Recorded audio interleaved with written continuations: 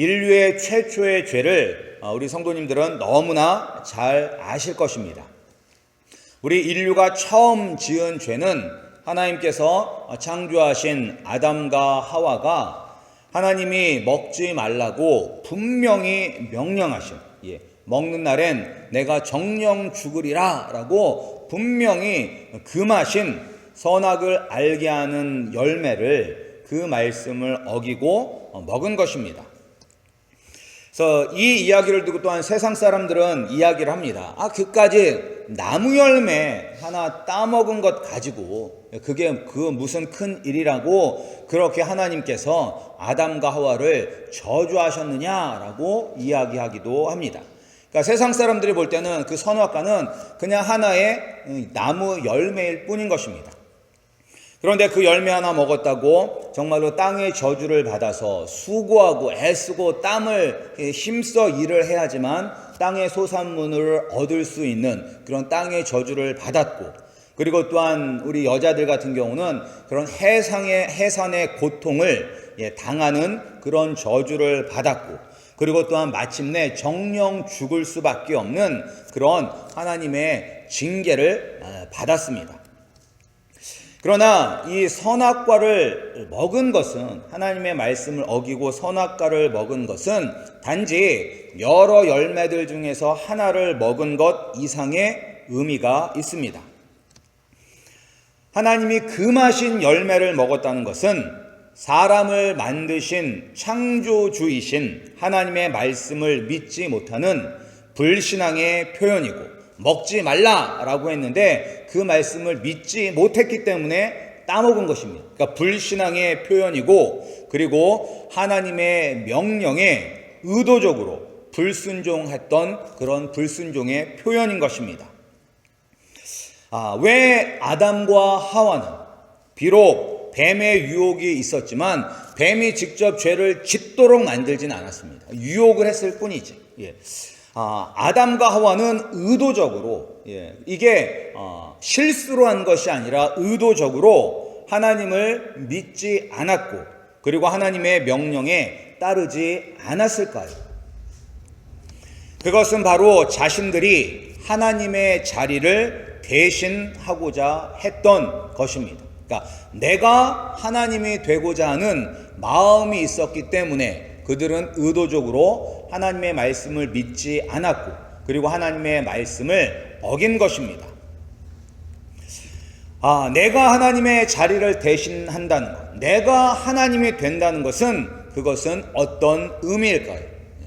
그것은 다른 것이 아닙니다. 아주 어려운 것이 아니라, 우리가 어떻게 하면 하나님의 자리를 대신할 수가 있냐면, 내가 모든 것들의 주인이다 라는 생각을 하는 것, 내 마음대로, 내 원대로, 내 기분대로 사는 것, 내가 가장 중요하다는 것, 내가 세상의 중심이라는 그 생각이 바로 하나님의 자리를 대신하는 것입니다. 아담과 하와에게는 그러한 마음이 있었습니다. 내 마음대로 살고 싶다, 내 뜻대로 살고 싶다, 내가 하나님의 자리를 차지해서 내가 이 세상의 중심이 되고 싶다라는 그런 마음이 있었기 때문에 그들이 선악을 알게 하는 열매를 따먹게 된 것입니다. 요새 사람들의 관심을 끄는 사건이 하나가 있습니다. 그 사건은 어떤 사건이냐면 아이폰을 만드는 애플과 그리고 정부와의 싸움입니다. 그러니까 12월 달에 이 이슬람을 믿는 그런 한 부부가 12명의 사람들을 이렇게 총으로 쏴서 죽였던 그런 일이 있었습니다. 그런데 그 사람들이, 그 범인들이 이 시리아에 있는 그 극단적인 이슬람 국가를 추구하는 그런 과격 무장 테러 단체와 연관성이 있다고 그렇게 추측을 하고 있습니다. 그래서 그것을 풀기 위해서 이 사람들이 과연 혼자 그냥 우발적으로 했느냐, 아니면 그런 이슬람 극단 세력과 연계를 통해서 했느냐를 알기 위해서 아이폰 안에 있는 그런 통화 내용이라든지 그런 것들을 이제 알아야 되는데, 하나 문제가 있어요. 그것이 무엇이냐면 이 아이폰에 그 잠금 장치가 되어 있다는 거예요. 우리도 전화기들 보면 막 번호 같은 거 넣으시잖아요. 번호 같은 거. 그런데 그 번호를 도저히 알 수가 없다는 것입니다. 이 아이폰이 되게 잘 돼 있대요. 뭐 몇 번 틀리면 뭐 몇 분 동안 못 쓰고, 또 몇 번 동안 했는데 실패하면 뭐 1시간을 못 쓰고, 또 몇 번을 시도했는데 못 쓰면 뭐 하루를 못 쓰고, 또 몇 번을 시도해서 안 되면 완전히 그 안에 있는 기록이 삭제되는, 그렇게 이제 이게 잠금 장치가 잘 돼 있다는 것입니다. 그래서 FBI가 도저히 그것을 풀 수가 없어서 이 애플에게 요청을 한 거예요. 너희들이 그 잠금 장치를 풀 수 있는 소프트웨어를 만들어 달라라고 이야기를 했는데 애플에서 거절했습니다. 그 거절한 이유는 무엇이냐면 개인의 사생활이 침해될 수 있다고, 개인의 자유가 침해될 수 있다고 그들이 거절을 했습니다. 그래서 이 정부가 법원에게 요청을 했어요. 법원에게 요청을 해서 애플이 잠금 장치를 열게 해달라고 법원에다가 요청을 해서, 그리고 이 법원은 애플에다가 잠금 장치를 풀어라 라고 명령을 내렸습니다. 그럼에도 불구하고 애플은 개인의 사생활의 보호라는 그런 이유를 들어서 법원의 명령을 따르지 않고 있습니다. 그러니까 이 애플은 국가의 뭐 안보라든지 치안보다는 개인의 자유가, 사생활의 자유가 더 중요하다라고 생각을 하고 있는 것입니다. 그런데 이제 애플만이 그런 것이 아니라 이제 뭐 구글이라든지 페이스북이라든지 아니면 트위터를 이끌어가는 그 CEO들도 다 애플을 지지하고 있습니다. 그들은 개인의 자유가 가장 중요하다고 생각을 합니다. 물론 이 사건을 더 깊이 들어가면 정부가 그것을 통해서 일반 개인들의 정보를 캐낼 위험이 있다, 또 이런 것까지가 들어갈 수가 있는데, 근데 이제 하여간 이 논쟁을 통해서 우리가 알 수 있는 것은 무엇이냐면, 죄악된 이 세상에서 살고 있는 구원받지 못한 사람들은 다 하나님의 자리를 자신들이 차지하고 있다는 것입니다. 국가의 안보, 다른 사람의 안전, 그것보다는 내 자유, 내 사생활이 더 중요하다라는 그런 사고방식이 무엇이냐? 바로 내가 하나님의 자리를 대신 차지하고 있다는 것입니다. 그 애플이라는 회사도 정말로 그들이 다른 이유 아무도 없이 개인의 고객의 사생활을 보호하기 위해서 법원의 명령을 거부했을까요? 물론 그 이유도 있겠지만, 그러나 그들이 그런 결정을 내리게 된 데에는 순수히 자기 회사의 이익을 위해서 아마 그렇게 했을 것입니다. 왜냐하면 이번 사건으로 이미 이 애플의 아이폰은 철저하게 보안이 되는 셀폰이라는 것을 세상 모든 사람들에게 알리는 계기가 되었습니다. 아이폰은 정말로 안전한 전화기구나 라는 것을 세상 모든 사람들이 알게 되는 그런 사건이 되었습니다. 그들에게 있어서는 극단적인 얘기일 수도 있겠지만, 그들에게 있어서는 이 전화기가 테러리스트에게 쓰이던 아니면 다른 범죄자에게 쓰이던 상관하지 않고 오직 애플이라는 회사만 잘 되면 된다라는 그런 생각이 그 마음 깊은 곳에는 있는 것입니다.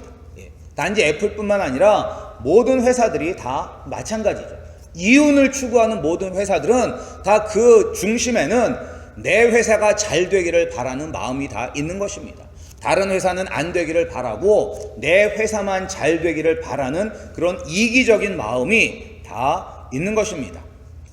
근데 바로 이것이 나만 잘 되면 된다, 나의 행복이 제일 중요하다라는 이 생각이 바로 죄인 것입니다.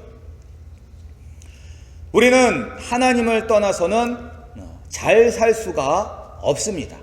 많은 사람들이 잘 살려고 행복하려고 노력하지만 사람은 하나님을 떠나서는 행복할 수가 없습니다. 마치 물고기가 물을 떠나서 행복할 수 없는 것처럼 인간도 창조주이신 하나님을 떠나서는 행복할 수가 없는 것입니다. 그런데도 예수님을 믿지 않는 사람뿐만 아니라 믿는 사람들도 하나님의 자리를 대신 차지하고 자신이 하나님인 것처럼 살아가고 있습니다. 우리 성도님들은 어떻습니까? 여러분들은 어떻습니까? 여러분들도 혹시 내가 최고, 내가 제일이라고 생각하면서 하나님의 자리를 대신 차지하고 있지는 않으십니까? 우리도 많은 경우에 알면서 또는 모르면서 하나님의 자리를 차지하는 죄를 저지르며 살아가고 있습니다. 그리고 그 죄가 무엇인지 오늘 말씀은 우리에게 알려주고 있습니다. 우리 11절 말씀을 다시 한번 읽겠습니다. 우리 11절 말씀입니다. 시작. 형제들아, 피차에 비방하지 말라. 형제를 비방하는 자나 형제를 판단하는 자는 곧 율법을 비방하고 율법을 판단하는 것이라. 내가 만일 율법을 판단하면 율법의 준행자가 아니요 재판자로다. 아멘. 오늘 어떤 사람이 하나님의 자리를 대신 차지하는 사람이냐면 형제를 비방하는 사람, 그리고 형제를 판단하는 사람이 바로 하나님의 자리를 대신 차지하는 사람인 것입니다. 왜냐하면 오늘 말씀에 보면 형제 자매, 우리 성도들을 비방하면 하나님이 주신 율법을 비방하는 것이고, 그리고 형제를 판단하면 율법이 옳다 그르다 판단을 하는 재판관이 된다라고 이야기하고 있습니다. 우리 성도님들은 형제와 자매를 비방하는 것과 그리고 형제와 자매를 판단하는 이 죄에서 자유로우십니까? 비방은 무엇이냐면 비방은 의도적으로 악의를 가지고 헐뜯는 것입니다. 저 사람이 진짜 잘못했기 때문에 잘못을 잘못이다 라고 이야기하는 것이 아니라 의도적으로 악의를 가지고 상대방을 헐뜯는 것이 비방인 것입니다. 그런데 이런 비방이 교회 안에 있어서는 안 되는 것입니다. 그런데 안타깝게도 이러한 성도 간의 이런 비방은 오늘날만의 문제가 아니라 이미 초대교회 때도 이러한 비방이 교회 가운데 있었습니다. 우리가 잘 아는 것처럼 우리가 고린도전서 앞에 1장을 보면 거기에 보면 고린도 교회가 여러 가지 파로 나누어진 것을 알 수가 있습니다. 사람들이 여러 분열이 됐어요. 뭐 때문에 분열됐냐면 나는 예수를 믿는 예수파다, 나는 사도 바울을 따르는 바울파다, 어떤 사람은 나는 베드로파다, 나는 아볼로파다 하면서 교회가 분열해서 서로 싸우고 있는 것입니다. 그런 분열과 비방이 초대교회에도 있었습니다. 그런데 이런 성도 간에 서로 비난하고 비방하고 헐뜯는 것이 교회 안에 있어서는 안 되는데, 있어서는 안 되는 이유가 무엇이냐면 이 비방이 교회를 분열시키기 때문인 것입니다. 교회를 분열시켜요. 여러분들도 주변을 한번 돌아보시기 바랍니다.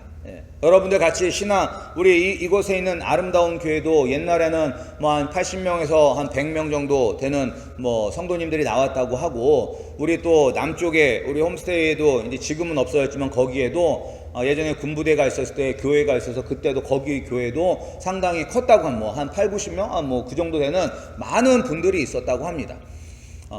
그런 분들을 생각하면서 보시면서 이곳 마이엠에서도 얼마나 많은 사람들이 교회 안에서 서로 험담하고 서로 헐뜯고 서로 비방하는 것 때문에 상처받고 교회를 떠났는지 누구보다 여러분들이 잘 아실 것입니다.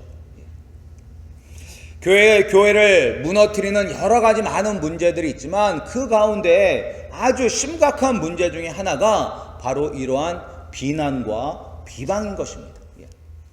누구든지 사람은 다 자기가 이로운 쪽으로 해석을 하고 이야기를 합니다. 똑같은 문제를 보고도 사람들마다 그 문제에 대해서 이야기한 것이 다 달라요. 왜냐하면 다 내 중심적으로 생각을 하기 때문에 다 틀려요. 그러면서 이야기를 할 때 다 나는 선한 사람, 나는 옳은 사람, 저 사람은 못된 사람으로 이렇게 우리가 은근히 뭐 대놓고 그러기도 하지만 은근히 나는 선하고 괜찮은 사람, 저 사람은 나쁜 사람 이렇게 비난하고 비방하는 경우가 많습니다. 그런데 교회 안에서 그렇게 비방하면 결국은 교회 나가라는 소리거든요. 교회 나가라는 소리예요. 그렇게 서로 간에 비방하면 나가라는 소리예요. 그럼 교회가 그렇게 성도들이 떠나면 하나님께 영광을 돌리는 교회는 어떻게 되는 것일까요? 우리 아름다운 교회는 서로 비방하는 것이 아니라 서로 사랑하는 교회가 되기를 소원합니다. 이 야고보서에서 계속 흐르는 내용 중에 하나가 이거예요. 성도들 간에 서로 비방하지 말아라. 말 조심해라. 말로 상처 주지 말아라. 말로만 믿음이 있다, 사랑한다 이야기하지 아니하고 삶으로, 행동으로, 열매로 정말로 너희 교회가 하나님이 거하시는 거룩한 성전이라는 것을 보여라 라고 이야기하고 있는 것입니다. 예수님은 우리에게 분명히 말씀하셨어요. 내가 너희를 사랑한 것처럼 너희도 서로 사랑하라 말씀하셨고, 그리고 또한 이 율법 중에서 가장 중요한 율법이 무엇인지 아주 명쾌하게 말씀하여 주셨어요. 하나님을 사랑하고 이웃을 사랑하는 것이라고 우리에게 분명히 말씀해 주셨습니다. 그럼에도 불구하고 그 말씀대로 사랑하지 않고 서로 미워하고 악의적으로 비방을 하는 것은 하나님의 율법을 거부하고 하나님을 비방하는 것이 되는 것입니다. 우리 성도님들은 정말로 남을 비방함으로 말미암아 여러분들이 하나님의 자리를 대신 차지하는 그런 범죄를 저지르지 않기를 주님의 이름으로 축원합니다. 내가 비방하는 것이 아니라 사랑함으로 말미암아 내가 하나님의 자녀라는 그 사실을 정말 이 마이미족 모든 사람들에게 보여줄 수 있기를 주님의 이름으로 축원합니다. 그리고 또 우리가 어떠한 그런 잘못을 저지르니, 우리가 어떻게 하나님의 자리를 내가 차지하냐면 사람을 판단하는 것을 통해서 하나님의 자리를 차지합니다.